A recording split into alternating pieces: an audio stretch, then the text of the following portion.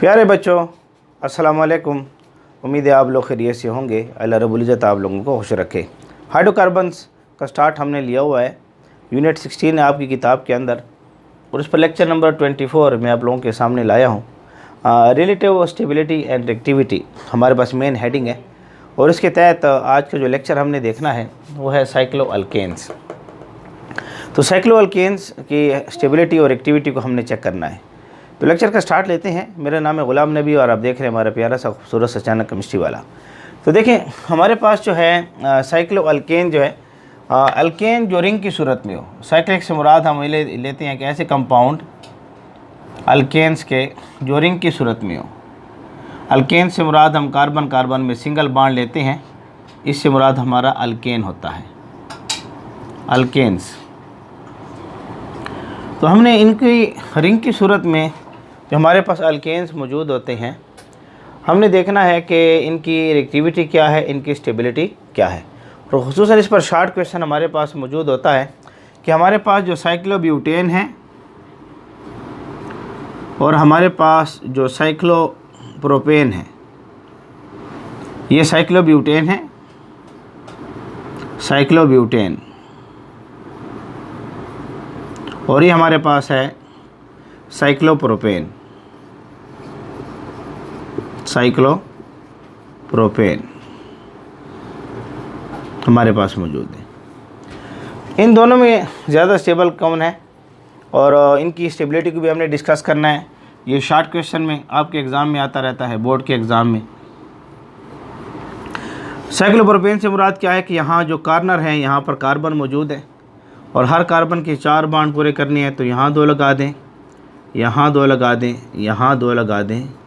इस तरीके से ये जो कार्बन के कार्नर हैं, ये जो आपको डायग्राम नज़र आ रहा है, हर कार्नर पर आपके पास कार्बन है और इसके साथ यहाँ 2 हाइड्रोजन लगा दें, यहाँ 2 लगा दें, यहाँ 2 हाइड्रोजन लगा दें और यहाँ पर 2 हाइड्रोजन लगा दें। तो इन दोनों के दरमियान हमने फ़र्क को भी देखना है कि ज़्यादा स्टेबल कौन सा है, इन दोनों में ज़्यादा स्टेबल कौन सा है, इसको भी हमने देखना है। ठीक है ना। तो ये भी डिस्कस होगा, इन दोनों में ज़्यादा स्टेबल कौन सा है। तो जहाँ तक स्टेबिलिटी और एक्टिविटी की बात करें, आपके पास साइक्लोपेंटेन है, साइक्लोपेंटेन, ये साइक्लोहेक्सेन है, साइक्लोहेक्सेन। इनकी स्टेबिलिटी ज़्यादा है, ये मोर स्टेबल है। ये हमारे पास क्या है, मोर स्टेबल है, ये बहुत ज़्यादा स्टेबल है। और इस वजह से इनकी जो प्रॉपर्टीज़ हैं, इनकी जो खुसूसियात हैं, वो रिसेंबल करेंगी ओपन चेन अल्केन के साथ। ओपन चेन अल्केन के साथ इनकी प्रॉपर्टीज रिसेंबल करेंगी, ज़्यादा स्टेबल है। साइक्लोहेक्सेन है, साइक्लोपेंटेन है, साइक्लोहेप्टेन है। ये जितना हम ज़्यादा कार्बन रिंग की सूरत में होते रहेंगे, उतना वो ज़्यादा स्टेबल हो रहेंगे। ये जो हमारे पास है साइक्लोप्रोपेन है या साइक्लोब्यूटेन है, इन दोनों को देखा जाए तो ये लेस स्टेबल है, लेस स्टेबल है as compared to cyclobutane, cyclopentane and cyclohexane. उनके मुकाबले में इनकी स्टेबिलिटी कम है, इसलिए इनकी जो प्रॉपर्टीज़ हैं वो ओपन चेन अल्केन के साथ ये इतने ज़्यादा रिसेंबल नहीं करते। ये ओपन चेन अल्केन के साथ रिसेंबल करेंगे। साइक्लोपेंटेन है, साइक्लोपेंटेन, ये साइक्लोहेक्सेन है, साइक्लोहेक्सेन। ये क्योंकि ज़्यादा स्टेबल है, open chain reaction, open chain alkane के साथ इनकी प्रॉपर्टी रिसेंबल होंगी। यानी आप देखेंगे कि इनकी प्रॉपर्टी जो है, इनके अंदर पाया जाता है free radical substitution reaction, radical substitution, radical substitution reaction इनके अंदर पाया जाएगा। Radical substitution reaction main reaction है इनके अंदर। अल्केन के अंदर भी यही था, अल्केन के अंदर भी यही मेन रिएक्शन था, क्योंकि ज़्यादा स्टेबल थे तो ये रेडिकल सब्स्टिट्यूशन रिएक्शन शो करते हैं। हम इसके बाद लेक्चर में फ्री रेडिकल सब्स्टिट्यूशन रिएक्शन को तफसीलन देखेंगे। ये हमारे पास जो है ना साइक्लोप्रोपेन है या साइक्लोब्यूटेन है हमारे पास, ये लेस स्टेबल है। ये हमारे पास रेडिकल सब्स्टिट्यूशन रिएक्शन इतना शो नहीं करते। ये हमारे पास शो करते हैं एडिशन रिएक्शन, ओपन चेन करेंगे, चेन को ओपन कर देंगे और एडिशन शो करेंगे, एडिशन रिएक्शन शो करेंगे। एडिशन रिएक्शन नहीं, हाइड्रोजन इनमें क्या हो जाएगा, ऐड होगा। तो ये रिंग को ओपन करते हैं, ये रिंग को क्या करते हैं, ओपन करते हैं। तो सबसे पहली बात जो आप लोगों ने दिमाग में रखनी है साइक्लो अल्केन्स के अंदर, वो ये ज़रूरी है कि साइक्लोप्रोपेन और साइक्लोब्यूटेन ये अल्केन के साथ प्रॉपर्टीज़ रेसेंबल इतनी ज़्यादा नहीं रखते। साइक्लोपेंटेन और साइक्लोहेक्सेन अल्केन के साथ प्रॉपर्टीज़ को रेसेंबल करेंगे, मुशाबियत रखेंगे, और फ्री रेडिकल सब्स्टिट्यूशन रिएक्शन जिस तरीके से अल्केन शो करता है उस तरीके से ये भी शो करेंगे। लेकिन साइक्लोप्रोपेन और साइक्लोब्यूटेन रिंग को ओपन करते हैं, एडिशन रिएक्शन क्या करेंगे, शो करेंगे। अब इन दोनों में से ज़्यादा स्टेबल कौन है उसको हम डिस्कस करते हैं। अब देखें रिंग को ओपन करने का तरीक़ाकार क्या होगा कि हमारे पास यहाँ पर मौजूद है साइक्लोप्रोपेन, हमने हाइड्रोजन को ऐड किया, यहाँ पर हमने कोई सूटेबल कंडीशन ली, और जब हमने हाइड्रोजन को ऐड किया तो यहाँ पर रिंग ओपन हुई इस तरीके से। अब हर कार्बन के पास जो है यहाँ पर ये CH3 हो जाएगा, ये CH2 हो जाएगा और ये CH3 हो जाएगा। अगर यहाँ चेक करें तो हमने लिया था CH2, यहाँ पर हमने लिया था CH2 और यहाँ पर हमने लिया था CH2 ये। तो यहाँ चेक करें टोटल हमारे पास 2, 4 और 6 हाइड्रोजन थे। अगर अब यहाँ चेक करें, इधर आप आएँ तो यहाँ चेक करें, आपके पास 3, 2, 5 और 3, 8 हाइड्रोजन है। तो 2 हाइड्रोजन इसमें क्या हुए हैं, ऐड हुए हैं। तो यहाँ से हाइड्रोजन इसके अंदर क्या हो रही हैं, ऐड हो रही हैं। हम इसको एडिशन रिएक्शन का नाम देंगे। थोड़ा पेन को साफ़ कर लेते हैं, सही बार आ रही है। हम इसको एडिशन रिएक्शन का नाम देंगे। ये रिएक्शन हमारे पास एडिशन रिएक्शन होगा।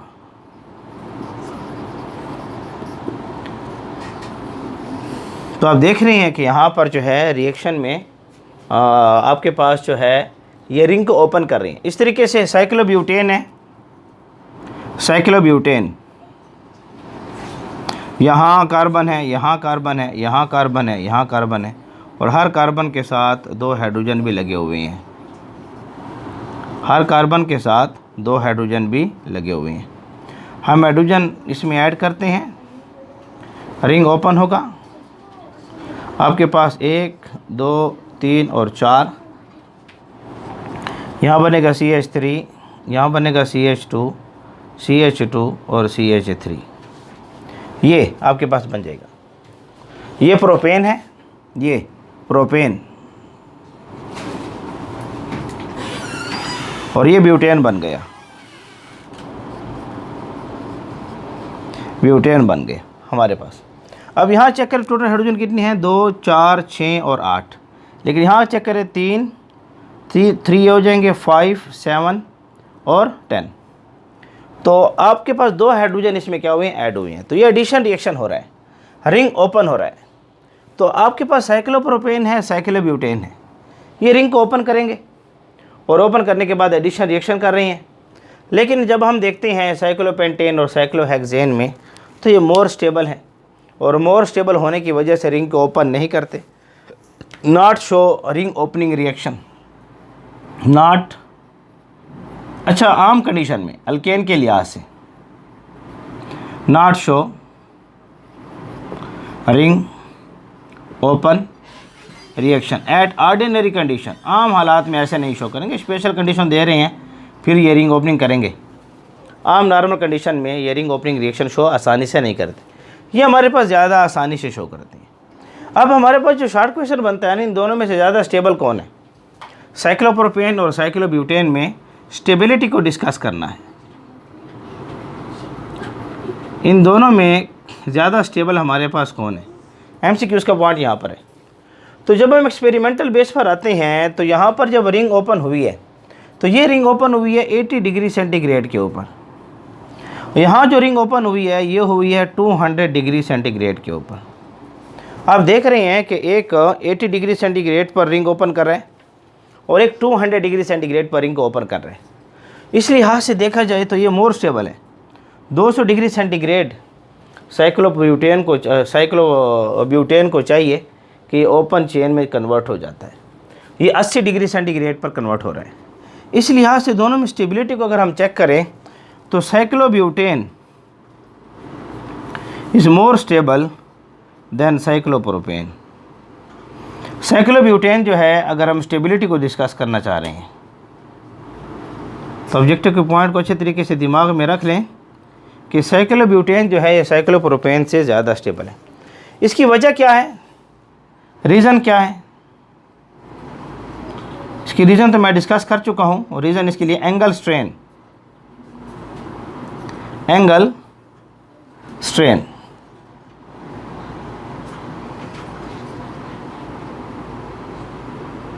इसकी रीज़न एंगल स्ट्रेन। अब यूट्यूब पर टाइप करें एंगल स्ट्रेन बायोकेमिस्ट्री वाला तो आपको ये टॉपिक इस पर मैंने तफसीलन बात की हुई है।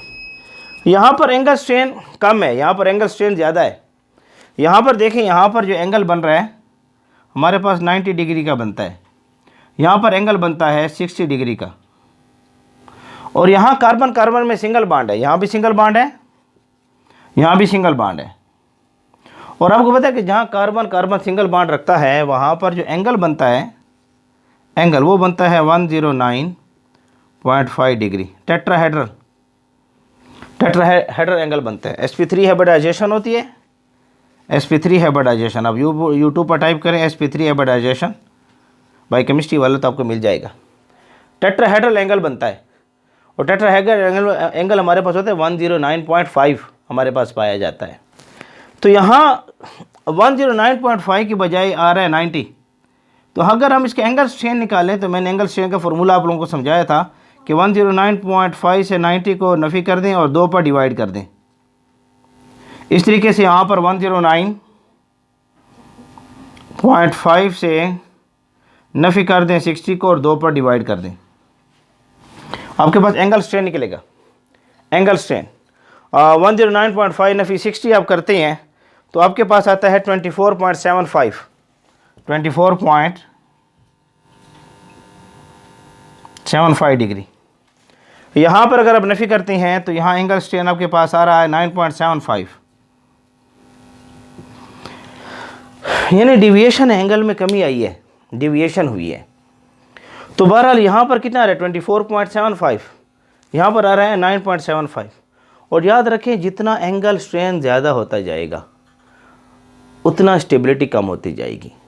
एंगल स्ट्रेन जितना ज़्यादा होता जाएगा उतनी स्टेबिलिटी कम होती जाएगी। तो यहाँ पर देखिए एंगल स्ट्रेन कितना आ रहा है 24.75, यहाँ पर आ रहा है 9.75। तो यहाँ पर एंगल स्ट्रेन ज़्यादा है, एंगल स्ट्रेन ज़्यादा है, ये हो जाएगा लेस स्टेबल। यहाँ देखिए एंगल स्ट्रेन कम है, एंगल स्ट्रेन क्या है, कम है, ये हो जाएगा मोर स्टेबल। तो यहाँ पर ये बात भी क्लियर हुई है कि साइक्लोपेंटेन और साइक्लोहेक्सेन ज़्यादा स्टेबल क्यों है। रीज़न क्या है, यहाँ पर ज़्यादा स्टेबल होने की वजह क्या है, क्योंकि इनका जो एंगल स्ट्रेन है, एंगल स्ट्रेन जो है वो लेस है as compare to cyclopropane and cyclobutane. Cyclopropane और साइक्लोब्यूटेन के लिहाज से इनका एंगल स्ट्रेन कम होता है, इसलिए ज़्यादा स्टेबल है। अल्केन के साथ प्रॉपर्टीज़ इनकी रिसेंबल करेंगी और ये लेस स्टेबल है। क्यों, यहाँ पर एंगल स्ट्रेन कम है या एंगल स्ट्रेन ज़्यादा है। तो इन दोनों में से देखा जाए तो ये मोर स्टेबल है और ये लेस स्टेबल है। इन दोनों के दरमियान स्टेबिलिटी को डिस्कस हम करना चाहते हैं। तो बहर एंगल स्ट्रेन के ऊपर मैंने तफसीलन बात की हुई है। अब यूट्यूब पर टाइप करें एंगल स्ट्रेन बायोकेमिस्ट्री वाला तो आपको टॉपिक मिल जाएगा, तफसील इसके ऊपर मैंने डिटेल से बात की हुई है। तो हमारे पास जो है यहाँ पर साइक्लोअल्केन में इन बातों को आपने दिमाग में रखना है। तो खुलासा यहाँ पर ये निकला है कि साइक्लोपेंटेन है, साइक्लोहेक्सेन है, इस तरफ जा रहे हैं हम जितना साइक्लिक कंपाउंड में, इनकी प्रॉपर्टीज रिसेंबल करेंगे अल्केन के साथ और ये हमें शो करके देंगे रेडिकल सब्स्टिट्यूशन रिएक्शन। लेकिन साइक्लोप्रोपेन और साइक्लोब्यूटेन हमारे पास एडिशन रिएक्शन शो करेंगे क्योंकि लेस स्टेबल होते हैं, इनके अंदर एंगल स्ट्रेन ज़्यादा पाया जाता है बनिस्बत किसके, साइक्लोपेंटेन और साइक्लोहेक्सेन के। अब इन दोनों में से ज़्यादा स्टेबल कौन है, तो cyclobutane is more stable, cyclopropane is less stable. वजह क्या है कि साइक्लोब्यूटेन में एंगल स्ट्रेन कम है 9.75 और प्रोपेन में एंगल स्ट्रेन 24.75 है। तो एंगल स्ट्रेन जितना ज़्यादा होता जाएगा स्टेबिलिटी कम होती जाएगी। अच्छा, एंगल स्ट्रेन से मुराद क्या है कि ऑर्बिटल की ओवरलैपिंग कैसी होती है। देखिए, अगर हेड ऑन ओवरलैपिंग हो रही है, ऐसे मजबूत ओवरलैपिंग हो रही है, हेड ऑन ओवरलैपिंग, तो ये तो ठीक है, आपका जो नॉर्मल टेट्राहेड्रल एंगल बनता है 109.5 इतना होगा। जैसे आपके पास जो है मीथेन के अंदर पाया जाता है, वहाँ पर 109.5 आपके सामने मिलता है। भाई वेस्पर थ्योरी में मैंने इसको तफसीलन डिस्कस की, यूट्यूब पर वेस्पर थ्योरी टाइप करें, VSEPR theory, valence electron pair repulsion theory by chemistry वाला, तो मैंने इस पर तफसीलन बात की हुई है। हाइब्रिडाइजेशन के ऊपर बात करें, बर्थ ऑफ हाइब्रिडाइजेशन पर बात करें, यूट्यूब पर टाइप लिखें तो इंशाल्लाह ये आपको मिल जाएगा। तो अगर इस तरह हेड ऑन ओवरलैपिंग होती है ना, तो फिर तो नॉर्मल टेट्राहेड्रल एंगल आती है 109.5। लेकिन अगर इस तरह ओवरलैपिंग शुरू हो जाए ऐसे, यानी हेड ऑन ओवरलैपिंग तो हो रही है लेकिन कंप्लीट हेड ऑन ओवरलैपिंग नहीं हो रही, तो एंगल स्ट्रेन बनेगा, यानी डिविएशन होगी जो नॉर्मल एंगल है टेट्राहेड्रल का 109.5, उससे डिविएशन होगी। डिविएशन कम भी हो सकती है, ज़्यादा भी हो सकती है, बट यहाँ पर हम कम शो कर रहे हैं, आपके कोर्स में कम है, तो डिविएशन होगी। अब देखना है कि ओवरलैपिंग कितनी हो रही है। अगर ओवरलैपिंग अच्छी खासी है तो एंगल स्ट्रेन कम होगा, अगर हेड ऑन ओवरलैपिंग अच्छी खासी नहीं है तो एंगल स्ट्रेन ज़्यादा होगा। यहाँ पर ओवरलैपिंग अच्छी है, एंगल स्ट्रेन कम आ रहा है, यहाँ पर ओवरलैपिंग इतनी अच्छी नहीं है, एंगल स्ट्रेन ज़्यादा आ रहा है। तो जितना एंगल स्ट्रेन ज़्यादा होता जाएगा स्टेबिलिटी कम होती जाएगी, जितना एंगल स्ट्रेन कम होता जाएगा स्टेबिलिटी ज़्यादा होती जाएगी। इसलिए आज से इनकी एंगल स्ट्रेन बहुत ज़्यादा कम है, नॉर्मल टेट्राहेड्रल से मोर स्टेबल है। हमारे पास सब्स्टिट्यूशन रिएक्शन शो करेंगे, रेडिकल सब्स्टिट्यूशन रिएक्शन, इनके अंदर एंगल स्ट्रेन मौजूद है, कुछ ना कुछ ज़्यादा है बनिस्बत उनके, इसलिए आज से ये हमें एडिशन रिएक्शन शो करते हैं, रिंग को ओपन कर देते हैं। इन दोनों में स्टेबिलिटी को देखें, एक्सपेरिमेंटल बेस पर देखें तो इसकी स्टेबिलिटी कम है, इसकी स्टेबिलिटी ज़्यादा है। यहाँ पर 80 डिग्री सेंटीग्रेड पर रिंग को ओपन कर रहा है और यहाँ पर 200 डिग्री सेंटीग्रेड पर रिंग को ओपन कर रहा है। रीज़न क्या है, यह एंगल स्ट्रेन हमारे पास 24.75 है, ज़्यादा है, लेस स्टेबल है। यह एंगल स्ट्रेन हमारे पास 9.75 है, कम है एंगल स्ट्रेन, तो ये मोर स्टेबल है। तो हमारा आज का लेक्चर है relative stability and reactivity of cycloalkane. मैं साइड पर हो रहा हूँ, इसको नोट कर लें, शाबाश, नोट कर लें, नोट कर लें, उम्मीद है आप लोगों ने नोट कर लो। तो हमारा आज का लेक्चर था साइक्लोअल्केन्स के ऊपर बात हो चुकी है। नेक्स्ट लेक्चर में इंशाल्लाह उल अज़ीज़ हम फ्री रेडिकल सब्स्टिट्यूशन रिएक्शन को तफसील से पढ़ेंगे। तो तब तक हमारे साथ बने रहे, जुड़े रहें। अल्लाह रब्बुल इज़्ज़त आप लोगों को खुश रखे।